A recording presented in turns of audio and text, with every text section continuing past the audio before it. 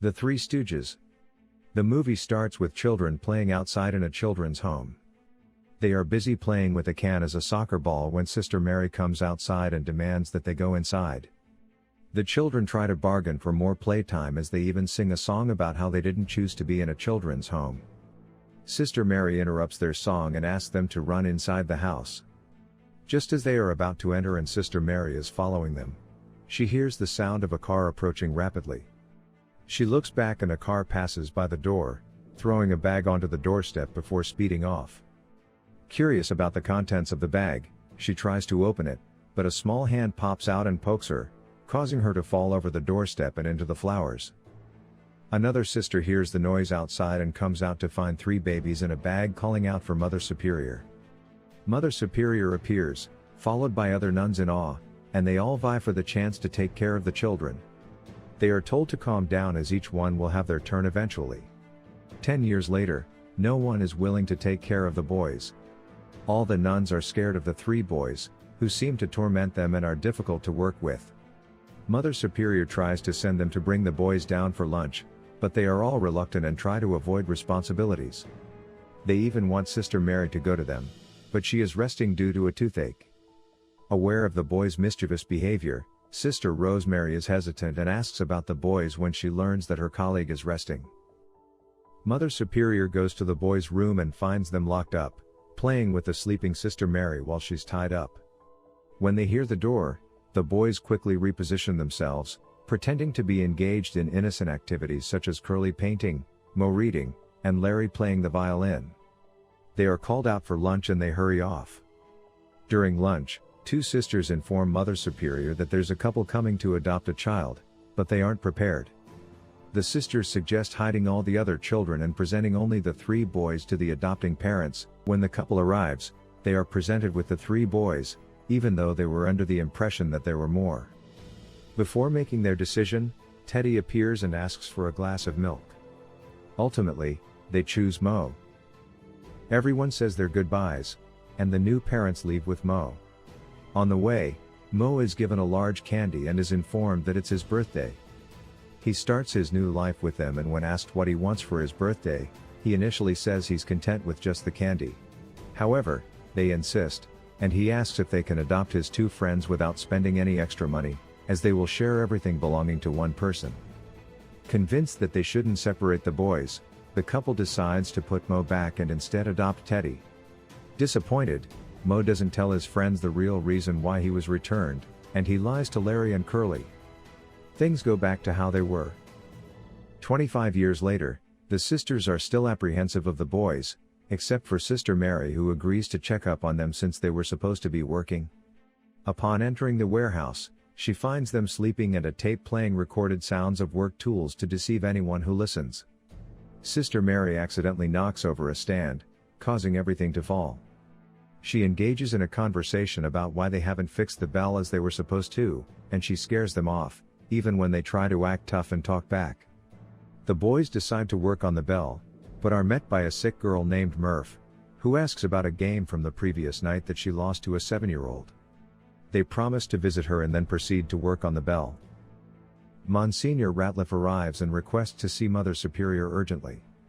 Meanwhile, Peaser brings her sick friend Murph some cheese she found in the attic, thinking it might help her recover faster.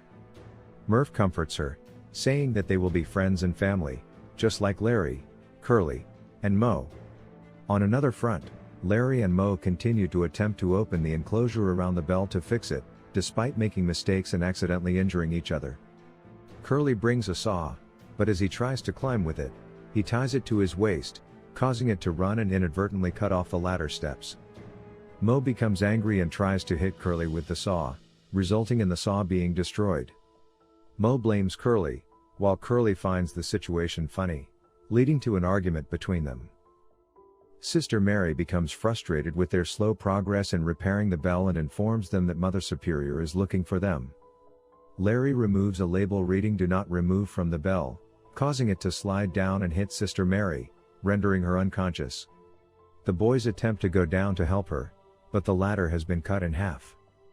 Mo and Larry fall onto Sister Mary, with Curly following behind. They realize they were supposed to meet Mother Superior and quickly leave in their small work truck, accidentally hitting Monsignor while he's trying to hang a sale sign from a ladder. As they reach the top of the stairs, they see Monsignor disentangling himself from the sisters and mistakenly assume he was trying to take advantage of them. They find out that he's there on official business, not for adopting them. The boys initially think the official business might involve adoption, but all the children are called together to be informed about the closure of the home. Larry, Curly, and Mo decide to raise the money needed to prevent the closure, and they set off to gather the required amount. They attempt singing and panhandling, and are spotted by a lady named Lydia and her partner Mac. Lydia approaches the boys and offers to pay them if they kill her husband while he's asleep in the dark. She claims that her husband is terminally ill, and they agree to do the job. They end up accidentally killing the man by hitting him, and he's subsequently run over by a bus. However, Lydia is displeased with the outcome and leaves. As they arrive at her mansion, the boys are with her when one of her employees informs her that her lover is critically injured but not dead. The boys do not receive payment as they didn't complete the job and are thrown out. They decide to complete the murder at the hospital, thinking it will be easier. However, visiting hours are over, so they sneak into a room, confront some nurses, steal their clothes, and disguise themselves. Larry convinces the front desk to provide information about the patient they're seeking, despite resistance from the head nurse. They hide in a nursery, where they end up covered in urine while changing diapers due to a mishap with the babies. They're discovered playing with babies and urine, so they flee and find the room where Lydia's lover is admitted.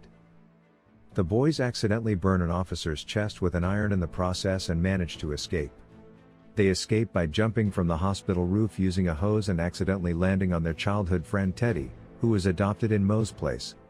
Teddy offers to let them stay, but Mo declines. They decide to engage in farming using the money they received from Mother Superior, but they end up with fish and scatter them across a golf course.